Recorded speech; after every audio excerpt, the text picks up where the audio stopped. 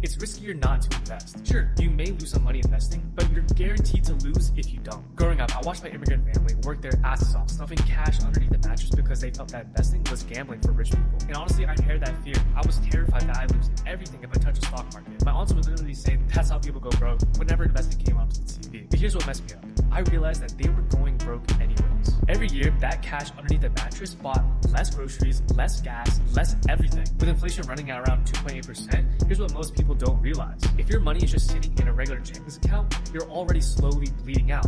Every single day, that money that you have in that account buys a little less things. And I get why they choose to save it that way. I understand that it's a little scary to invest. Saving alone is like trying to fill a bucket with a hole in the bottom. Most people aren't even putting money in a high-yield savings account. Hell, my checking account pays 0.01% while inflation is eating around 3% every single year. No, that's not saving. That's voluntarily going broke slowly. And the brutal math that no one really wants to talk about is that at 2.8%, your money pretty much loses half of its power, half of its value every 25 years. But, I get it. Who wants to think that far ahead? So let's just do it real quick. That $1,000 that you're, saving today, in just 10 years, it will only buy what $758 would buy now. And I learned this the hard way when I realized that my emergency fund from 3 years ago couldn't really cover the same emergency today. And that's when it clicked for me. Playing it safe is playing myself. Now let's go back in time, around 10 years, and order a McDonald's quarter pounder. Back then, that meal would have cost you around $5.39, and this would give you a burger, medium fries, and a drink. But today, that same exact meal would cost you around $11.99 without taxes. That's a 122% increase. The prices aren't just magically increasing. The value of your dollar is going down. And this is what inflation looks like. And the wild part is it never really stops. It may slow down a little bit, but it never truly reverses. So your money is losing